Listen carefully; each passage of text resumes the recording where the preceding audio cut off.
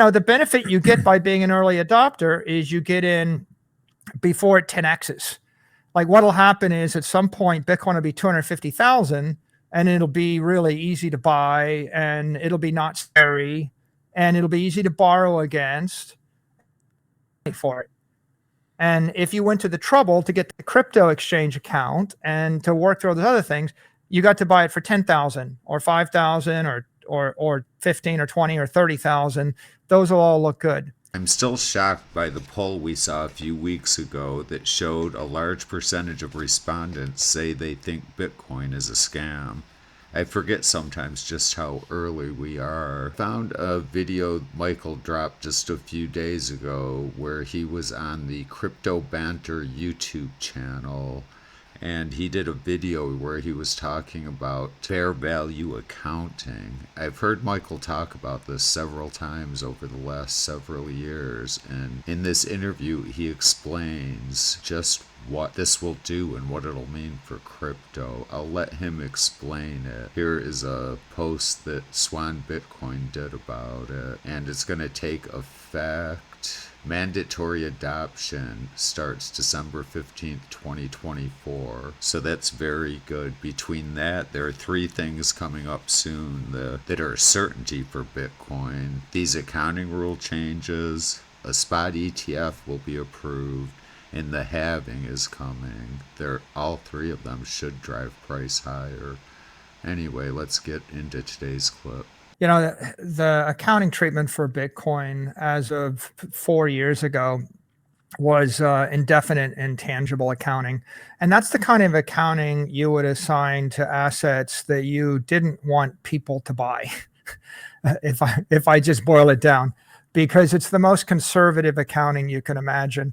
Basically, you buy the asset and then you mark it down to the lowest price it's ever traded at in the history of the ownership of the asset. So if you bought Bitcoin and held it for 4 years, and at one point it had traded down 50%, then you're carrying it, at half of the amount you bought it for. And so you could buy $1 billion of Bitcoin. It could trade down 75%. Then it could trade back to par, and then it could increase by a factor of 10. So you have $10 billion. And your balance sheet would show you as having $250 million, even though you had $10 billion. So it would look like you had, 97.5% less than you have. And so as you can imagine, that's like a one-way ratchet function. So if you're a CFO in a company like Facebook or Apple or Google, or any company where it was well received, where the stock was healthy, you would look at Bitcoin and say it's too volatile, and the volatility, you're afraid of it. It's not. I could guarantee you it's going to go up by a factor of 100. You still wouldn't buy it, because if it goes down by a factor of 3 before it goes up by a factor of 100, it would instead of showing $100 billion, you would be showing 300 million, and you would be way off. And so that's a problem. The other problem with the old accounting was there's no distinction between an investment gain and an investment loss. I have a business that makes $1 billion a year, and I buy $2 billion of Bitcoin, and it trades down 50%. And so I have what looks like an operating loss of $1 billion against the $1 billion in operating profit. So it looks like I made nothing. And then when the Bitcoin trades back up again, you never get it back.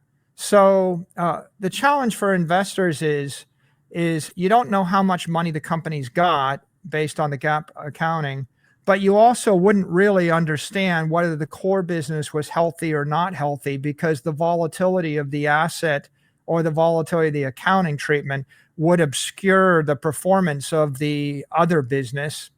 And then the third problem is you could have $1 billion of Bitcoin a year ago, and it would look like you had 300 million. And this year you could have 10 billion, and it would look like you have 300 million. So in fact, you've actually generated $9 billion of capital return in the year, and it would look like you returned zero. And another company could actually have a billion, and it would look like they have 300 million. So it looks like your company has the same amount of Bitcoin as the other company, even though you have 10 times more than they have. So it makes it difficult to compare companies to each other, and it makes it difficult to compare periods to each other, and it makes it difficult to distinguish between an investment gain and an operating profit. So as you can imagine, you have to be pretty hardcore, or Bitcoin has to be your primary strategy, right? Like it has to be very, very important so that your investors will do the extra work to, instead of actually looking at something and in 30 seconds understanding exactly what happens. And if you have a simple business, in 5 seconds, I can say, oh yeah, they generated $300 million this quarter, or 30 cents a share, and it's like 5 seconds and you're done.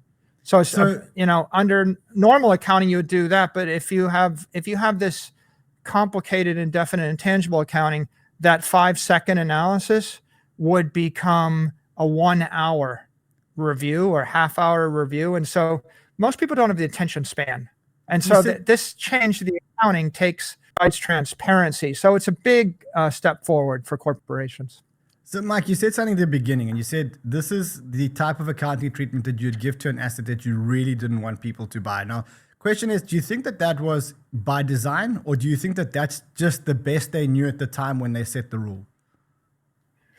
I think their view is it's a scary new exotic thing, and so we'll give it the most conservative accounting treatment possible, like the one that's least likely to overvalue it. You see, so if I come up with scary, exotic, new, crazy things that no one understands, and you ask me to provide an accounting treatment, I'd give you indefinite intangible, most likely. So I think you've hit on an important point, which is the change to fair value accounting is really a great endorsement of the asset class. It's because it's not just making it easier for people to understand what's going on, and it's not just eliminating the top to your financials, but it's also the accounting profession and FASB saying, okay, well, we recognize this as a legitimate asset balance sheet. And so it's really been upgraded in the view of the accounting community or the mainstream finance community to be a legitimate asset. And I think that was a really big step forward. Wow, that is huge. That is huge.